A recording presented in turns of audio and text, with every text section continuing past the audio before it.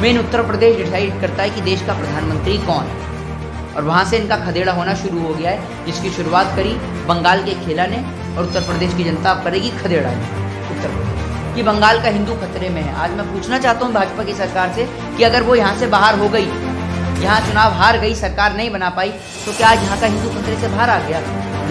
मोदी जी कराएंगे राम मंदिर का फैसला है? भारतीय जनता पार्टी के नेताओं की औकात है ये राम का फैसला कराएंगे? इनसे अपने खुद के फैसले नहीं निपट रहे। जिनकी औकात, जिनको बस का ट्रेन का टिकट ना मिले, वो आज एमएलए एमपी बन के बैठे हैं। देश का दुर्भाग्य है। प्रधानमंत्री जी हर टाइम झूठ बोलने का काम है। हर मंच से सिर्फ उनको एक ही काम है और वह झूठ झूठ और झूठ। 100 करोड़ का पैकेज, 100 करोड़ का पैकेज, 100 करोड़ का पैकेज। अरे भैया, वो 100 करोड़ का पैकेज का जो आपने चूरन जनता को दिया है, जरा ये तो बता देते हैं, वो ठंडे पानी से लेना है या गर्म पानी से लेना है, या डायरेक्ट उसको ऐसे ही ले लेना है? तो आप 100 करोड़ का पैकेज देके जा रहे हैं जनता को, पैकेज कहाँ जा रहा है? अगर आज के समय में अगर कोई देश में कोई सबसे ज़्यादा बिकी हुई कोई चीज़ है तो देश की मीडिया है। भारतीय जनता पार्टी का सबसे मेन मकसद यही है कि हिंदू, मुस्लिम, सिख, ईसाई के नाम पर इस देश के टुकड़े करना। ये देश पहले ही बढ़ चुका है, कभी बांग्लादेश के नाम पे बढ़ चुका है, तो कभी पाकिस्तान के और कभी अफगानिस्तान के नाम पे बढ़ चुका है। हम इस भारत को बढ़ने नहीं देंगे। इस टाइम पे सरकार, आप ये समझिए 5 राज्यों के चुनाव हैं और इन विधानसभा चुनाव में भारतीय जनता पार्टी जो हार रही है। किसान आंदोलन आज एक देश का बहुत बड़ा आंदोलन बन चुका है। राकेश टिकैत जी को आइकॉन अवार्ड से लंदन में सम्मानित किया जाना देश के लिए एक बहुत बड़े गौरव की बात है। आंदोलन के चलते 650 से ज़्यादा किसान भाइयों ने अपनी जान को गंवाया है। आंदोलन सरकार की कब्र खोदी। देश को बुलेट ट्रेन का सपना दिखा के भारतीय ट्रेन को नीलाम कर दिया। तो प्रधानमंत्री जी की बात का और गधे की रात का कोई भरोसा नहीं कि कब कहाँ से पड़े और कैसे पड़े। प्रधानमंत्री जी ने अपनी घरवाली के साथ में, अपनी वाइफ के साथ में, अग्नि के साथ फेरे लिए, उनके वादे पूरे नहीं कर पाए, वो तो हमारे वादे कहाँ से पूरे करते हैं? प्रदेश में जब पेपर लीक होते हैं तो जो सरकार एक पेपर नहीं संभाल सकती, वो देश को क्या खाक संभालेगी? और ऐसी सरकार को देश नकारना चाहता है। इनकी हो गई, बड़े बड़े बिजनेसमैन अंबानी, अडानी, इन लोगों ने देश को बर्बाद कर रखा है, क्योंकि इनके पीछे सरकार का एक बहुत बड़ा हैंड है। नमस्कार, আপনারা দেখছেন নিউজ 24 কলকাতা। আজকে আমরা এখন আছি, মোহিত শর্মা জি এখন আমাদের সামনে আছে। তো উনি আজকে দিল্লি থেকে এসেছেন, চলুন ওনার সাথে কিছু কথা বলে নিই। आप आज दिल्ली से कलकत्ता आए हुए हैं। अभी कलकत्ता में कॉर्पोरेशन का इलेक्शन चल रहा है, तो इस बारे में आप क्या कहना चाहेंगे? देखिए, पूरे देश के अंदर 5 राज्यों का चुनाव है और तमाम जगह पे चुनाव है, चाहे बंगाल हो, चाहे यूपी हो, चाहे गोवा हो, चाहे आपका पंजाब हो, पूरे देश में चुनाव का माहौल है। और इसी के बीच आज जो देश में जो घटना घटित हो गई है, वो देश के लिए एक बहुत दुर्भाग्यपूर्ण घटना है। भारत देश के जो भारत माँ के जो वीर सपूत थे, जो M17 में जो बैठे हुए थे, वो देश के जो जवान जो शहीद हुए हैं, सबसे पहले तो मैं उनको नम्र श्रद्धांजलि अर्पित करूंगा और ईश्वर से यही कामना करूंगा कि ईश्वर उनकी आत्मा को शांति दे, क्योंकि वो हमारी भारत माँ के वीर सपूत थे और वो हमारे देश के खातिर शहीद हो गए।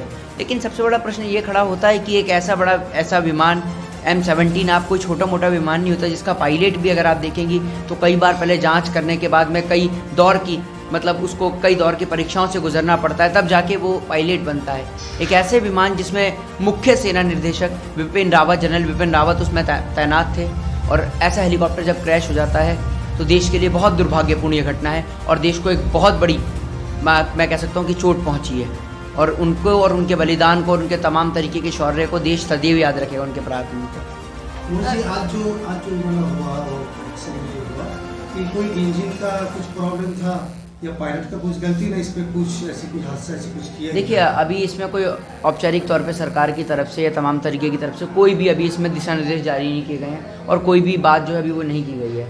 रक्षा मंत्री चाहे राजनाथ सिंह हो, उन्होंने भी कोई अभी स्टेटमेंट नहीं दिया है। वो विपिन रावत के घर भी पहुँचे थे और तमाम तरीके की इसमें बातें हैं, लेकिन ये इसकी जाँच होनी चाहिए, क्योंकि ये हमारे देश के जवानों का सवाल है।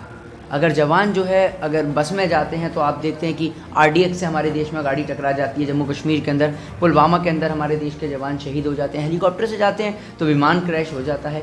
तो और अगर खेत में किसान खड़ा है तो किसान आत्महत्या कर रहा है, तो आखिर देश में हो क्या रहा है? इन तमाम चीज़ों पर एक सरकार को एक बैठक बुलानी चाहिए। और हालांकि ये माहौल जो है वो राजनीति का नहीं है, मैं कोई राजनीतिक निर्देशक से नहीं कह रहा, हम इसमें सीधे तौर पर सरकार के ऊपर सवाल ना खड़ा करके हम कहते हैं कि अगर इसमें कोई दुर्घटना हुई है, विमान में अगर कोई कमी थी तो उसे पहले क्यों नहीं जांचा गया, जिस कारण विमान जो है वो क्रैश हुआ है। 14 लोगों की ज़िंदगी, 13 लोगों की ज़िंदगी एक बहुत बड़ी ज़िंदगी होती है और देश के जवान हैं।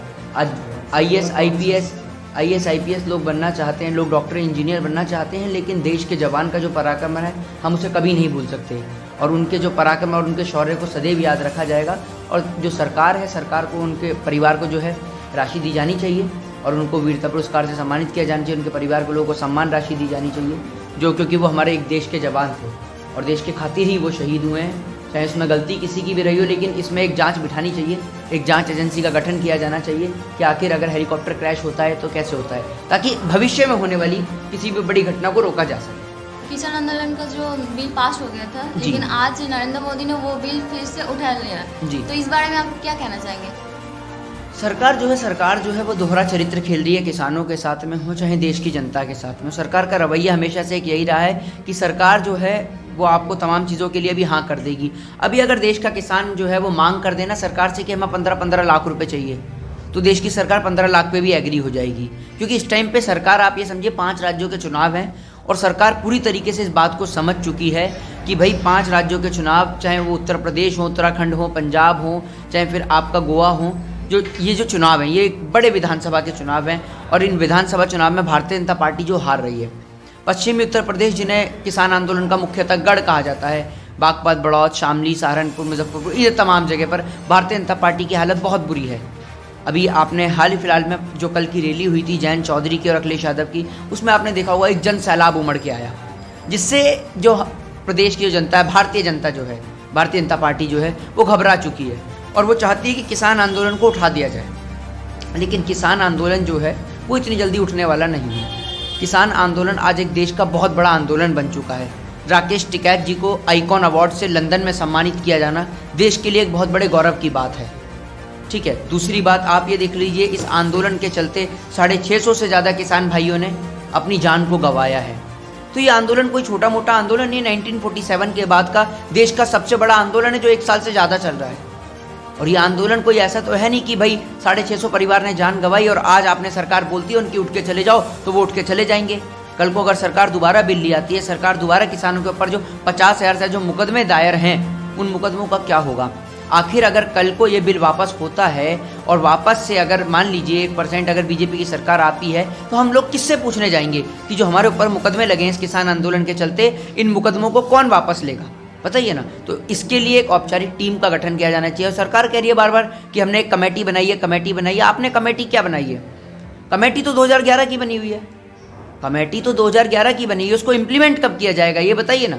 कंपनी जो कमेटी है वो 2011 की बनी हुई है और किसान आंदोलन जो है वो इतनी जल्दी नहीं उठने वाला है। और आपने देखा कि किसान आंदोलन के चलते बंगाल के अंदर सत्ता परिवर्तन भी हुआ।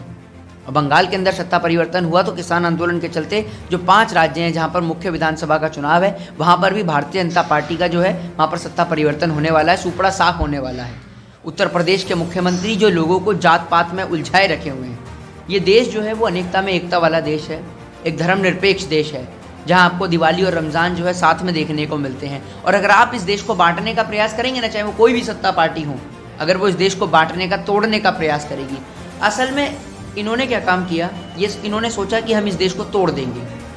भारतीय जनता पार्टी का सबसे मेन मकसद यही है कि हिंदू, मुस्लिम, सिख, ईसाई के नाम पर इस देश के टुकड़े करना। ये देश पहले ही बढ़ चुका है, कभी बांग्लादेश के नाम पे बढ़ चुका है, तो कभी पाकिस्तान के और कभी अफगानिस्तान के नाम पे बढ़ चुका है। ये अखंड भारत जब खंड खंड में बढ़ चुका है, तो अब हम इस बचे भारत को, हम इस भारत को बंटने नहीं देंगे।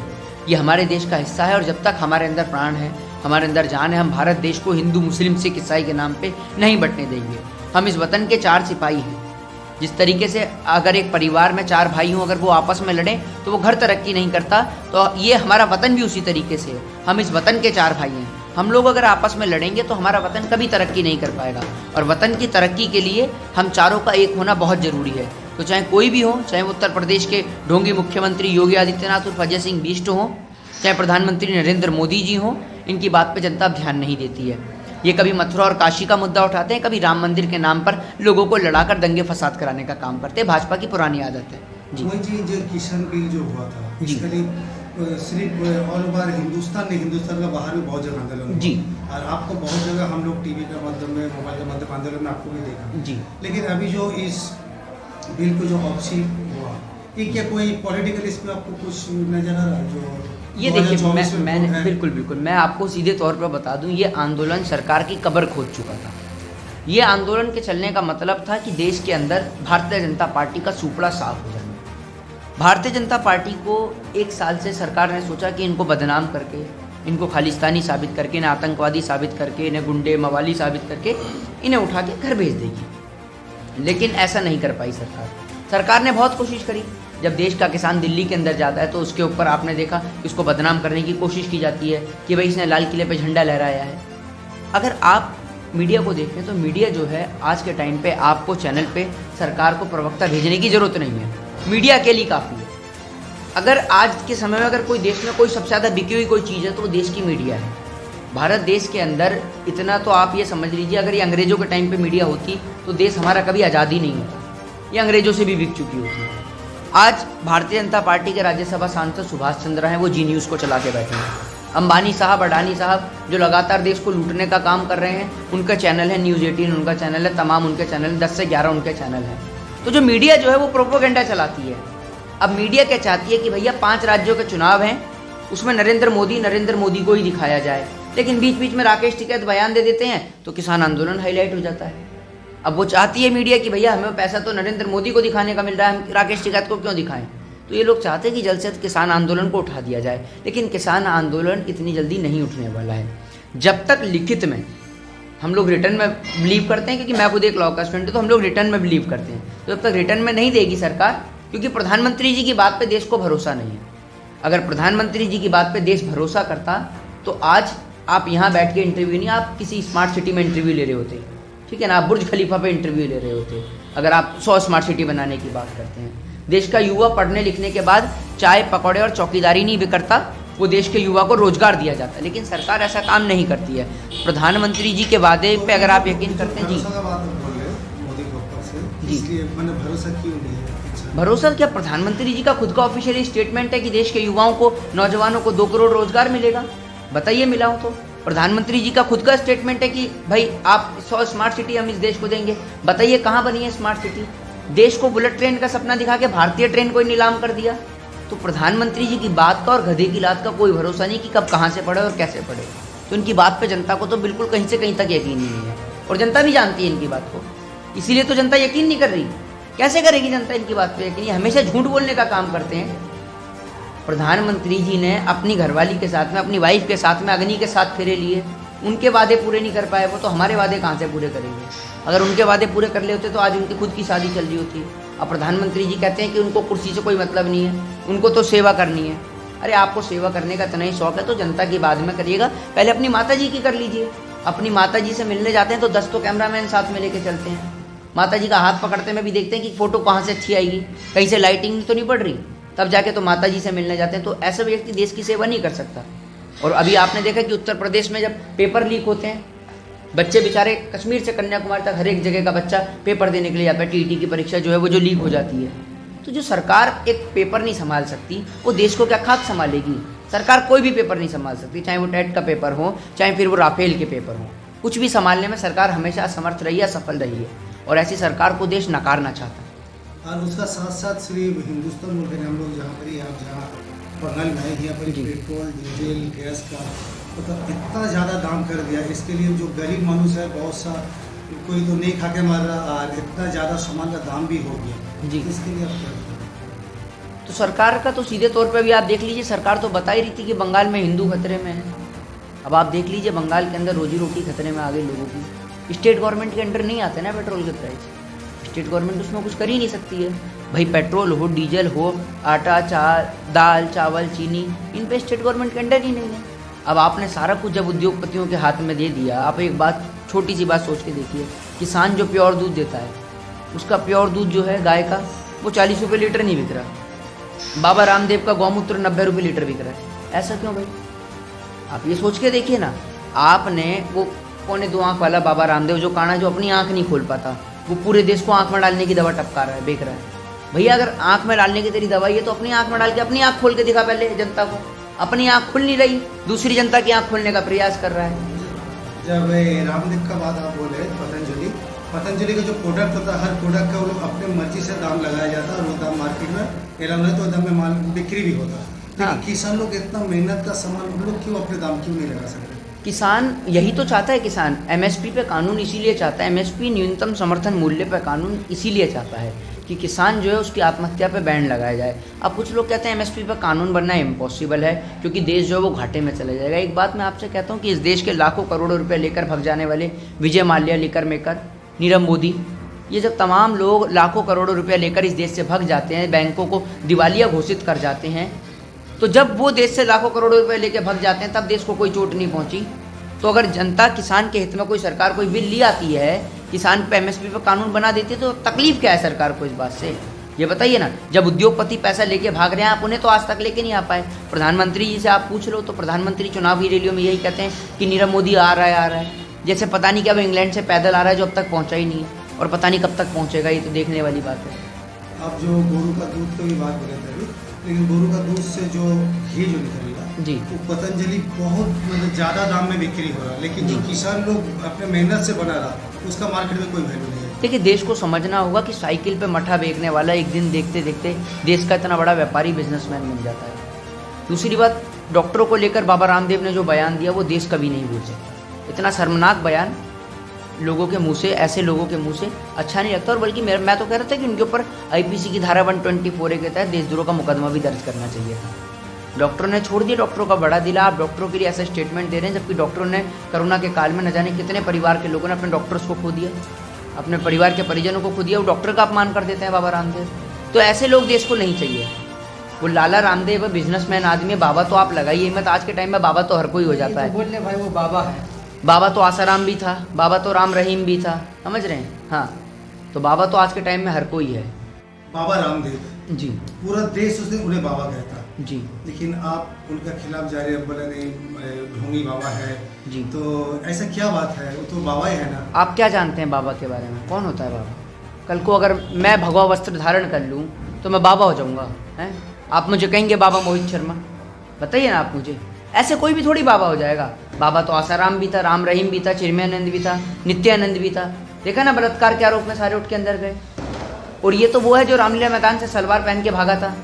जब पुलिस ने लाठी चार्ज करी थी तो रामलीला मैदान से सलवार पहन के भागा था, आपको पता नहीं है? और ये तो बिजनेसमैन आदमी है, इन्होंने तो खुद की अपनी पॉलिटिकल पार्टी भी बनाई। कारण ये राजनीति में सफल नहीं हो पाए, वरना आज ये भी नरेंद्र मोदी के विपक्ष में होते। आज देश के टॉप 10 बिजनेसमैन की लिस्ट में इनका नाम आता है, व्यापारियों की लिस्ट में। देश को स्वदेशी का सपना दिखाकर, झांसा दिखाकर, पहले तो ये जिनसे इनको फटी जो पहनती हैं, डेनिम जिनसे बोलते हैं, जिन्हें वो जिनसे जो इन्हें फटी बेकार लगती थी, जब अब खुद एडवर्टाइजमेंट करते हैं, खुद सब कुछ करते हैं, तो इनको कोई तकलीफ नहीं होती। और दूसरी बात, जब डॉक्टर्स को लेकर इतना घिनौना बयान देंगे तो ऐसे व्यक्ति को आप बाबा तो कह ही नहीं सकते। बाबा का अर्थ क्या है? बाबा का शाब्दिक अर्थ वो है जो आदमी सांसारिक सुखों को छोड़कर, संसार के सभी सुखों को छोड़कर, मोह माया छोड़कर, पैसा धन दौलत सब कुछ छोड़कर सिर्फ ईश्वर की भक्ति में लीन हो जाए, वो है बाबा। अब आप इनको, ये बिजनेसमैन आदमी को बाबा कहेंगे? Audi, Mercedes, range rover, Fortuner पे चढ़ता है, ये बाबा दिखता है आपको कहीं से? लेकिन पूरा दुनिया तो बाबा ही सब उनको ग्रहण कर लिया। अब बाबा तो कल को आप अपने नाम के आगे लगा लीजिए हाजी जी, तो आपको हाजी जी थोड़ी कहने लग जाएंगे ये लोग। या आप अगर अपने नाम के आगे मौलाना लगाने लगेंगे तो लोग आपको मौलाना बुलाने लगेंगे, 10 लोग मौलाना बुलाएंगे, लेकिन इसका मतलब ये थोड़ी है कि आप मौलाना बन जाएंगे। नाम रखने को, अगर आप एक बात मुझे बताइए, आपका नाम सलमान खान रख दे तो सलमान खान थोड़ी हो जाएंगे।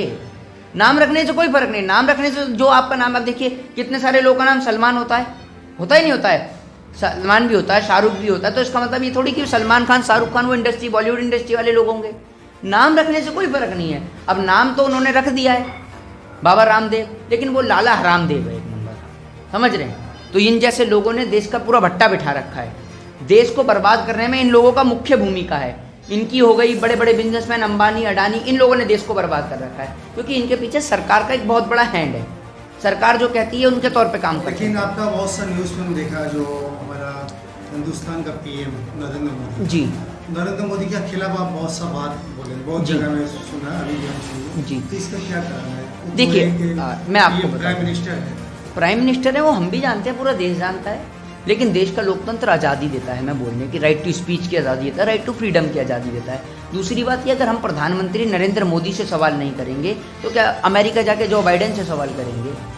प्रधानमंत्री से सवाल करना वाजिब है। और प्रधानमंत्री जब झूठ बोलेंगे और वादों को पूरा नहीं करेंगे तो भाई प्रधानमंत्री से ही सवाल किया जाएगा। अब ये रात को मेरे सपने में तो आया नहीं था कि 15-15 लाख रुपए आएंगे नोटबंदी के बाद में, काला धन जब आएगा। पता नहीं वो काला धन कहाँ गया। आपसे एक प्रश्न पूछता हूँ, आपकी जेब में 3 लाख रुपए हैं तो क्या आप मुझसे 1 लाख रुपए उधार लेंगे? बताइए, नहीं लेंगे ना। तो नोटबंदी के बाद में प्रधानमंत्री जी का ऑफिशियल स्टेटमेंट है, आप सुन लीजिएगा कि नोटबंदी के बाद काले धन के तौर पे 3,16,500 करोड़ रुपया आया था। लेकिन जब 3,16,500 करोड़ रुपया आया तो हमने बुलेट ट्रेन के नाम पे 3 लाख करोड़ रुपया क्यों लिया भाई?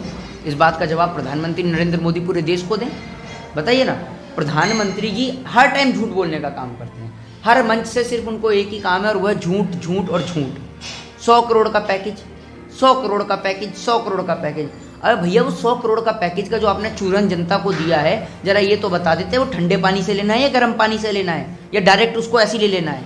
वो आप 100 करोड़ का पैकेज देके जा रहे हैं जनता को, पैकेज कहाँ जा रहा है, कहाँ इस्तेमाल हो रहा है उस पैकेज का, जरा बताइए ना। जनता जानना चाहती है कि वो पैकेज गया तो गया कहाँ। आप तो जनता को पागल बनाने में लगे। और हर व्यक्ति मुझसे पूछता है कि भाई आप नरेंद्र मोदी जी से सवाल क्यों करते हैं? नरेंद्र मोदी जी इस्तीफा दे दें, नरेंद्र मोदी से सवाल करने बंद हो जाएंगे। नरेंद्र मोदी जी जो काबिलियत हो रहा प्रधानमंत्री हो, उसको दे दे कुर्सी पर बिठाल के, हम तो उससे सवाल करेंगे। भाई अगर हम तो बोलना नहीं चाहते और आप सवाल पूछना नहीं चाहते, भाई अगर देश में सब कुछ बेहतर हो तो हम तो बोलेंगे नहीं ना, आप सवाल पूछेंगे। तो हम चाहते हैं कि देश में सब कुछ बेहतर हो। पहला जैसे राम मंदिर लेके, बाबरी मस्जिद लेके कुछ तो इशू था, लेकिन राम मंदिर, बाबरी मस्जिद मोटा मोटी समस्या समाधान हो गया। किसने करा? समस्या समाधान हुआ, किसने करवाया? 2024 में। नहीं, मैं आपसे एक चीज पूछता हूँ, किसने करवाई? मोदी जी ने कराया। मोदी जी ने कराया। आप एक बात मुझे बताइए, आप पत्रकारिता कहाँ से करते हैं? मोदी हाई स्कूल से करते हैं। आपके कहने का ध्यान रखिएगा, आपने कहा है कि मोदी जी ने राम मंदिर का फैसला करा है, यानी मोदी जी ने सुप्रीम कोर्ट को खरीद रखा है। आप ये कह रहे हैं, क्योंकि फैसला जहाँ तक मैं जानता हूँ तो भैया सुप्रीम कोर्ट ने कराया है। इसका मतलब मोदी जी ने सुप्रीम कोर्ट को खरीद रखा है, ये मैं नहीं, ये आप कह रहे हैं। देख लीजिएगा, आप सुप्रीम कोर्ट के ऊपर टिप्पणी कर रहे हैं। मतलब जुडिशरी को नरेंद्र मोदी जी ने खरीद रखा है? मोदी जी कराएंगे राम मंदिर का फैसला? है भारतीय जनता पार्टी के नेताओं की औकात है ये राम का फैसला कराएंगे? इनसे अपने खुद के फैसले नहीं निपट रहे।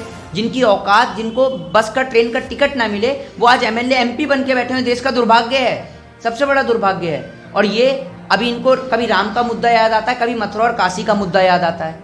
अब आप एक बात मुझे बताइए, जो लोग नमाज पढ़ रहे हैं, गुरुग्राम में आपने देखा होगा एक नमाज का मुद्दा उठ रहा है। एक बात आप मुझे बताइए, वो कोई गोली चला रहे हैं, किसी को गाली दे रहे हैं, कुछ कर रहे हैं, भाई वो इबादत कर रहे हैं। अगर आप मंदिर के आगे सर झुकाते हैं या मस्जिद के आगे सजदा करते हैं तो वो आपके खाते में लिखा जा रहा है, आपको उसका फल मिलेगा। तो वो अपनी अपनी विचारधारा है कि कोई किसी को माने, कोई किसी को माने। लेकिन कुछ लोग ऐसे हैं जिनका काम ही यही है कि देश में सांप्रदायिक दंगों को और सांप्रदायिक हिंसा को बढ़ावा देना। अभी कुछ दिनों पहले जब बंगाल में चुनाव था तो मैं बंगाल में ही था, वहाँ एक स्टेटमेंट बहुत जोरों से चला कि बंगाल का हिंदू खतरे में है। आज मैं पूछना चाहता हूँ भाजपा की सरकार से कि अगर वो यहाँ से बाहर हो गई, यहाँ चुनाव हार गई, सरकार नहीं बना पाई, तो क्या आज यहाँ का हिंदू खतरे से बाहर आ गया? अब तो नहीं बोलता गृह मंत्री कि भाई अब बंगाल का हिंदू खतरे में नहीं है क्या? मतलब जहाँ इनकी सरकार ना बन पाए वहाँ हिंदू खतरे से बाहर आ गया। हिंदू खतरे में कैसे है ये बताइए? इस देश के प्रधानमंत्री हिंदू, इस देश के गृह मंत्री हिंदू, इस देश की वित्त मंत्री हिंदू, इस देश के रक्षा मंत्री हिंदू, इस देश के बड़े बड़े नेता, मंत्री, एमएलए, एमपी हिंदू, और उसके बाद भी आप अगर खतरे में हिंदू को बताते हैं तो सबसे बढ़िया है कि एक ऐसे नेता को उतार के कुर्सी पर से उतार दिया जाए और हिंदुओं को खतरे से बाहर ला दिया जाए। मोदी जी ने पॉलिटिकल कर रहा, कभी कभी बीच में गाय, भैंस, गोबर लेके भी जी, तो इसके लिए अब क्या बताया जनता को? देखिए, मोदी जी से मेरे ख्याल और भाजपा नेताओं से समझदार जो है वो गाय का बछड़ा है। गाय का बछड़ा भी जानता है कि माँ का दूध पीऊंगा तो ताकत आएगी, लेकिन ये गाय का दूध ना पी के गाय का गौमूत्र पीते हैं। तो ये अपनी अपनी सोच का फर्क है, समझ रहे हैं? और पूरे देश को भी सिखाते हैं। इनके नेताओं के बयान अगर आप सुनेंगे कोरोना के काल में तो बहुत सारे स्टेटमेंट हैं बहुत सारे नेताओं के कि गौमूत्र पीने से कोरोना ठीक हो जाएगा। वो बाबा रामदेव आप देख तो रहे थे कि वो कोरोना की दवा लेके आ रहा था। वो लोगों को सिखाता है कि स्वदेशी बनिए, योगा करिए, वो करिए, लेकिन जब खुद की तबीयत खराब होती है तो खुद जाके एम्स में पड़ जाता है, मैक्स में पड़ जाता है। जब खुद की तबीयत खराब होती है तो भैया अपनी खुद की आयुर्वेद की दवा लेना, एम्स में, मैक्स में क्यों जा रहा है? तो ये लोग अपने पे अप्लाईमेंट नहीं करते हैं, जनता को सिखाने चलते हैं। तो पहले आप अपने और देखिए कि आपकी क्या हैसियत है, उसके बाद जनता को बताइए। तो 2024 में दिल्ली का वोट है, उसमें क्या सोच रहे, कैसा क्या हो सकता है? सोचना क्या है, पब्लिक ने जूता खोल के रख रखा है दरवाजे के बाहर ही कि एक बार भाजपा वाले वोट तो मांगने आए। अगर इन्हों का जूता मार मार के इनका गाल लाल नहीं कर दिया तो जनता को आप देखिएगा, इन्होंने जितना जनता को रुलाया है उससे कई दुगना जनता इनको रुलाएगी। ये लोग क्या करते हैं कि एक दारू की बोतल और मुर्गे के चक्कर में पूरे 5 साल जनता को मुर्गा बनाते हैं, लेकिन अब की बार मुर्गा बनाने की बारी देश की जनता की है। हाँ, रैलियाँ तो आपने बहुत देखी होंगी। रेला देखा है आपने कभी? रेला देखा है आपने कभी? देखना चाहेंगे रेला? अगर रेला देखना चाहेंगे तो आइए उत्तर प्रदेश, भारतीय जनता पार्टी का रेला निकालने वाली है देश की जनता। उत्तर प्रदेश की जनता रेला निकालने के मूड में, और ऐसा रेला निकालेगी कि आप देखिएगा कि पूरे देश से इनका सफाया होना शुरू हो जाएगा।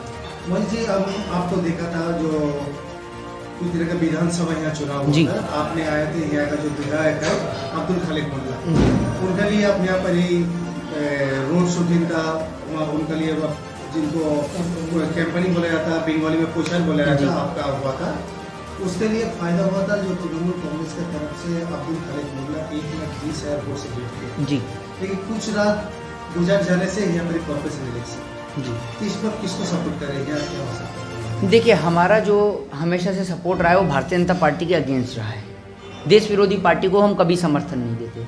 बाकी देश विरोधी पार्टी के अलावा हम तमाम दल, तमाम लोगों के साथ खड़े हैं। जो अच्छा कैंडिडेट होगा, जो देश के लायक होगा, जनता के लायक होगा, उसको समर्थन दिया जाएगा। और टीएमसी के जो कैंडिडेट्स हैं, टीएमसी की सरकार है यहाँ पर, तो टीएमसी के कैंडिडेटों को किया जाएगा समर्थन। और इसके अलावा अगर कोई और भी अच्छा कैंडिडेट होगा जो जनता के हित में कार्य करेगा, तो हम उसके लिए भी, उसको भी समर्थन देंगे। और इस बात की सूचना हम दीदी को भी देंगे कि भाई आपका यहाँ पर कैंडिडेट का हारने का कारण ये रहा है कि भाई आपका कैंडिडेट ने काम नहीं किया यहाँ पर, समझ रहे हैं। तो जनता के हित में काम करेगा। काउंसिल इलेक्शन का मेन मोटिव ये होता है कि जो जनता से जुड़ा हुआ, जो जनता से जुड़ा हुआ नेता हो, जो ज़मीनी स्तर का नेता हो, उसको समर्थन दिया जाए, उसको सहयोग किया जाए। हाँ, और लेकिन हमारे सोचने का मतलब ये था कि हम तो सोच रहे थे कि यहाँ से जो है वो राजा भाई इलेक्शन लड़ेंगे, लेकिन राजा भाई नहीं है। राजा भाई यहाँ के काउंसिलर के साथ में खड़े होकर उनको सहयोग कर रहे हैं, तो हम भी इनके साथ में खड़े हैं, कोई दिक्कत वाली बात नहीं जी। राजा भाई का जो बात आप बोले, राजा भाई का तरफ से पूरा जो मटियाबुरुज एरिया है, पूरे एरिया का आदमी आवाज उठाया था राजा भाई को टिकट के लिए, लेकिन राजा भाई खुद से टिकट नहीं लिया। देखिए, हम लोग भी चाहता राजा भाई वोट में खड़ा हो, राजा भाई अच्छा लीड करे, लेकिन राजा भाई खुद से टिकट नहीं लिया। नहीं, देखिए टिकट नहीं ली। देखिए, इन्होंने बड़ा दिल रखा, और उसके बाद में इन्होंने यही सोचा कि मेरे को टिकट मिले या फिर मतलब जो मौजूदा काउंसिलर उनको टिकट मिले, वो भी मेरा भाई है। और उन्हीं के लिए इन्होंने मुझे बोला भी कि मोहित भाई आप आइए यहाँ पर, और भाई हैं हमारे, वो लड़ रहे हैं काउंसिलर का इलेक्शन, तो आप उन्हें सहयोग कीजिए। तो यही बात होती है कि भाई इंसान को टिकट मिले चाहे ना मिले, लेकिन इंसान साथ खड़ा रहता है। तो ये अभी भी उनके साथ खड़े हैं और उनको सहयोग कर रहे हैं, क्योंकि ये पार्टी के लिए काम कर रहे हैं, पार्टी की विचारधारा से जुड़े हुए हैं, टीएमसी की विचारधारा से जुड़े हैं, ममता बनर्जी से जुड़े हुए हैं। तो इन्हों का काम है कि भाई पार्टी की विचारधारा को फॉलो करते हुए पार्टी जिस भी कैंडिडेट को नियुक्त करती है उसको समर्थन देना, उसको सहयोग देना, और उसको साथ देकर पार्टी की विचारधारा को आगे बढ़ाते हुए एक अच्छे मार्जिन से लीड करा के जिताना। हाँ जी, बंगाल का सीएम ममता बनर्जी, उनका एक स्लोगन उठा, एक आवाज उठा, खेला हवे जी, खेला हवे करके बंगाल में बहुत अच्छा खेला हुआ, बहुत अच्छा जीत किया पूरा, मतलब एक तरफा 0 से ही पूरा रिजल्ट हुआ यहाँ। लेकिन खेला हुआ अभी इंडिया का हर कोना कोना में चालू हो गया। 2024 में दिल्ली में वोट है, तो क्या वहाँ पर खेला हुआ ऐसा कुछ बात होगा? देखिए, अगर यहाँ खेला हुआ तो वहाँ खदेड़ा होगा, समझ रहे हैं ना, और खदेड़ा होना शुरू हो गया है। शुरुआत उत्तर प्रदेश से ही है। उत्तर प्रदेश में देखिएगा कैसे खदेड़ा होगा। उत्तर प्रदेश की 80 सीटें और तमाम बड़ी जगह की, बिहार की, कोलकाता की, मुंबई की, जो तमाम जो 40 सीटें बिहार की, वो निर्धारित करती है कि देश में प्रधानमंत्री की कुर्सी पे कौन बैठेगा, ठीक है ना। तो उत्तर प्रदेश तो भारत का सबसे बड़ा जनसंख्या घनत्व वाला राज्य है। वहाँ से अगर इनका खदेड़ा होगा, यानी 80 सीटों पर भारतीय जनता पार्टी का सुपड़ा साफ होगा मेंबर ऑफ पार्लियामेंट के इलेक्शन में, भारतीय जनता पार्टी कभी भी प्रधानमंत्री नहीं बना सकती। मेन उत्तर प्रदेश डिसाइड करता है कि देश का प्रधानमंत्री कौन, और वहाँ से इनका खदेड़ा होना शुरू हो गया है, जिसकी शुरुआत करी बंगाल के खेला ने, और उत्तर प्रदेश की जनता अब करेगी खदेड़ा इनका उत्तर प्रदेश। तो 2024 में फिर से पीएम हो मोदी जी ने? अभी मैंने तो ये तो बोला नहीं। अगर आप अपनी मर्जी से बोल रहे हैं, आपको नरेंद्र मोदी जी इतने ही पसंद है, तो आप बोल सकते हैं। लोकतंत्र में बोलने की आज़ादी है, लोकतंत्र में सभी को बोलने का अपना अपना एक मतभेद है, बोल सकते हैं लोकतंत्र में। और पत्रकार तो बोलते ही हैं मोदी जी के समर्थन में, तो आपने बोल दिया तो बड़ी बात नहीं समझता मैं उसे। आप लोगों का काम है तो आप बोलिए बिल्कुल, लेकिन देश की जनता तो बिल्कुल उन्हें नकारने को तैयार है। अभी आपने देखा बंगाल से ही सबसे पहले नकारा, जहाँ बैठे हुए हैं, फिर अब उसके बाद में उत्तर प्रदेश से भगाने को तैयार है, पंजाब में भगाने को तैयार है, उत्तराखंड में भगाने को तैयार है, जहाँ तमाम जगह चुनाव है वहाँ से भगाने को तैयार है। आप एक ऐसे व्यक्ति को कुर्सी पर दोबारा बिठाना चाहते हैं जो 650 से ज़्यादा लोगों की जान को ले गया। बताइए, किसान आंदोलन के चलते 650 से ज़्यादा किसान भाई शहीद हो गए हमारे, तो हम एक ऐसे व्यक्ति को कुर्सी पर बिठाना नहीं चाहते।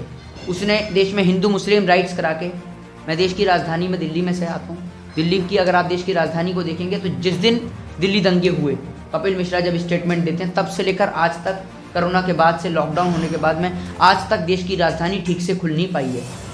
तो आप सोच लीजिए कि हमें एक ऐसी सरकार नहीं चाहिए जो देश में सांप्रदायिक हिंसा फैलाए, जो जातिवाद के दंगे करवाए। और अगर आपको चाहिए तो आप लोग समर्थन कर सकते हैं, लेकिन देश की जनता कभी भी सांप्रदायिक दंगों को, सांप्रदायिक हिंसा को बढ़ावा नहीं देती। जय हिंद, जय भारत, वंदे मातरम।